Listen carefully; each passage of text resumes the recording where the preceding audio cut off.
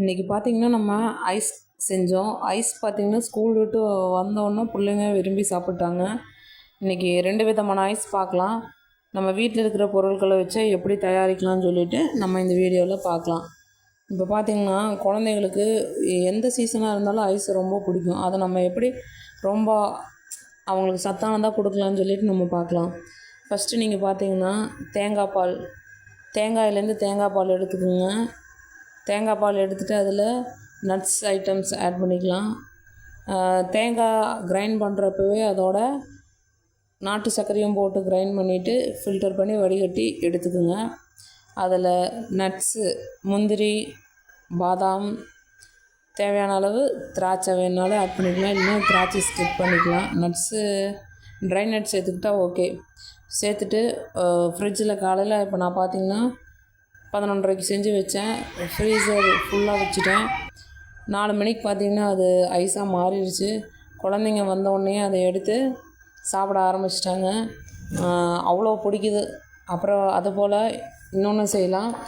பொட்டுக்கடலையும் நிலக்கடலையும் நாட்டு சர்க்கரையும் கிரைண்ட் பண்ணிவிட்டு அதை பார்த்திங்கன்னா கோகோனட் மில்கில் ஆட் பண்ணிவிட்டு அதையும் ஃப்ரீசரில் வச்சா நமக்கு ஐஸ் ரெடி. இன்னொரு பார்த்திங்கன்னா மேங்கோ ஐஸ் எப்படி செய்யணும்னு பார்க்கலாம். மேங்கோவும் அதே மாதிரி தான் சூப்பராக இருந்துச்சுங்க. மேங்கோ சாப்பிட்றப்போ ஃப்ளேவரு குழந்தைங்க நல்லா விரும்பி சாப்பிட்டாங்க. மேங்கோ ஃப்ளவருக்கு மேங்கோ எடுத்து நம்ம ஸ்லைஸ் மாதிரி கட் பண்ணிக்கிறோங்க. இப்போது சின்ன வயசுலலாம் பார்த்திங்கன்னா ஒரு விளம்பரம் வரும், ஸ்லைஸ் மாசாவோ ஏதோ சம்திங் வரும். அதில் பார்த்திங்கன்னா அப்படியே மேங்கோவை ஸ்லைஸாக கட் பண்ணி ஆட் போடுவாங்க, ஸ்லைஸுன்னு சொல்லிவிட்டு. அது பார்க்குறக்கே கொஞ்சம் ரொம்ப அழகாக இருக்கும். அது மாதிரி கட் பண்ணி பார்க்கலாம். நாங்கள் முன்னாடியெல்லாம் கட் பண்ணி பார்த்தோம், இப்போ ரொம்ப நாள் ஆச்சு கட் பண்ணி பார்க்குறதுக்கு.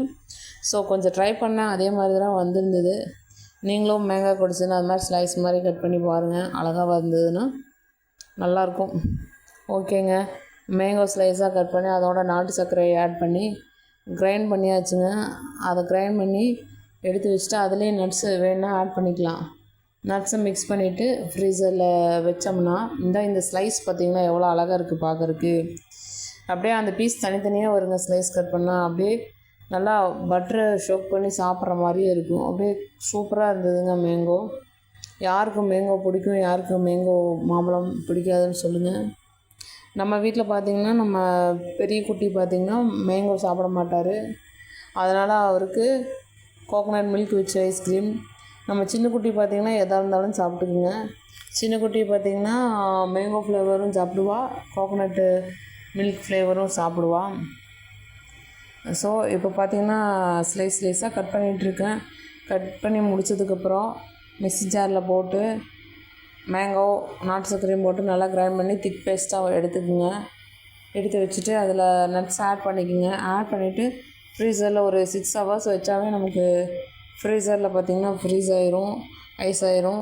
இப்போது வீட்டில் எளிய முறையில் செய்கிறதுக்காக நான் பார்த்திங்கன்னா டம்ளர்ஸ், அப்புறம் வேறு எதுவுமே கலக்கலைங்க.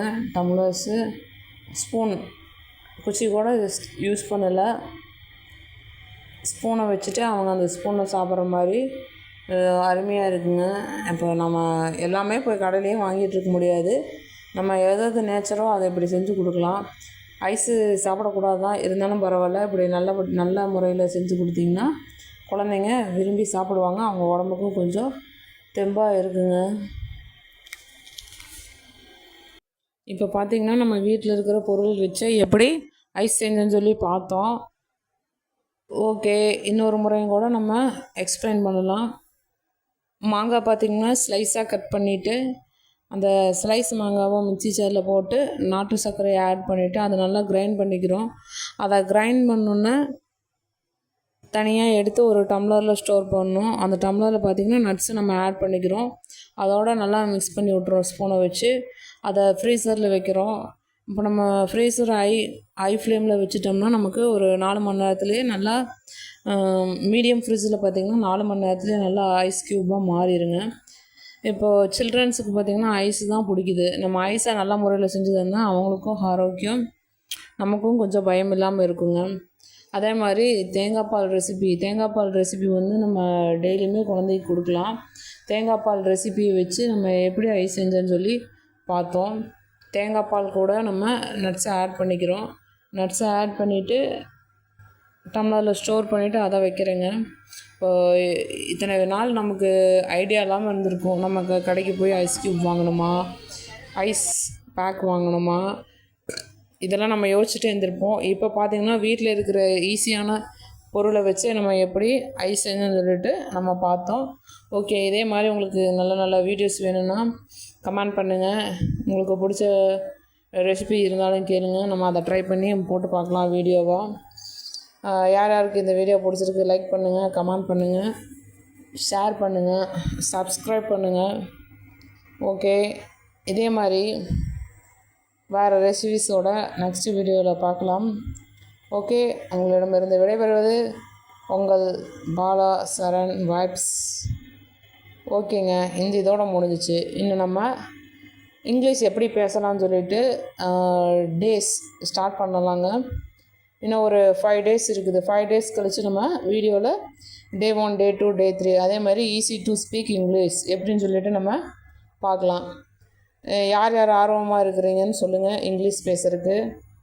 ஓகே, நீங்கள் கமெண்ட் பண்ணுங்கள், அப்போ தான் நமக்கு கொஞ்சம் என்கரேஜாக இருக்கும் நம்ம வீடியோ போடுறதுக்கு. ஓகே, டில் பாய்.